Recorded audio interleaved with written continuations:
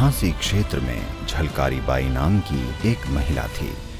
उनका जन्म 1830 में एक दलित परिवार में हुआ था। उन दिनों उन्हें स्कूल जाने की अनुमति नहीं थी। इसके बजाय उनके पिता ने उन्हें घुड़सवारी और हथियार चलाने का प्रशिक्षण दिया।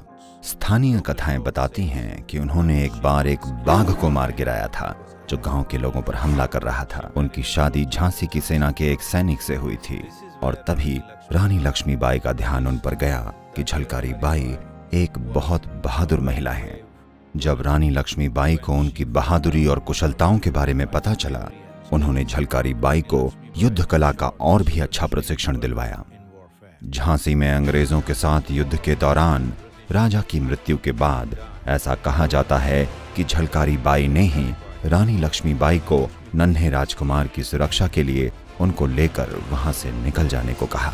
एक वीरतापूर्ण कदम उठाते हुए झलकारी बाई ने रानी लक्ष्मीबाई की तरह पोशाक धारण की और युद्ध का नेतृत्व किया। तब तक रानी नवजात राजकुमार को लेकर वहां से निकल गईं। लोग कहते हैं कि वो एक शेरनी की तरह लड़ी। कई अंग्रेज सिपाहियों को मारते हुए आखिर में लड़ते लड़ते खुद भी वीरगति को प्राप्त हुई। बुंदेलखंड में बहुत से दलित समाज आज भी उन्हें एक देवी की तरह मानते हैं और हर साल झलकारी बाई जयंती मनाते हैं। हम नहीं जानते कि ऐसे ही कितने गुमनाम नायकों ने भारत की आज़ादी के लिए अपने जीवन का बलिदान दिया।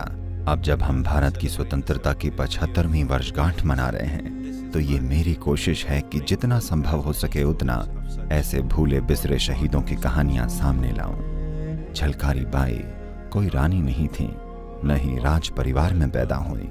वो एक नीची जाति के परिवार में पैदा हुई, लेकिन अंग्रेजों से लड़ते हुए वीरता की ऊंचाइयों तक बढ़ी और उस क्षेत्र में वो अमर हो गई। ये समय है कि देश उन्हें याद करे। यही वो समय है कि देश युद्ध में उनके वीरतापूर्ण कार्य, उनके साहस और उनकी कुशलताओं का जश्न मनाए। उनके इस परम बलिदान की वजह से ही रानी लक्ष्मीबाई जीवित रहीं और आगे की लड़ाई लड़ सकें। हम भारत की इस महान महिला को नमन करते हैं। नमस्कार।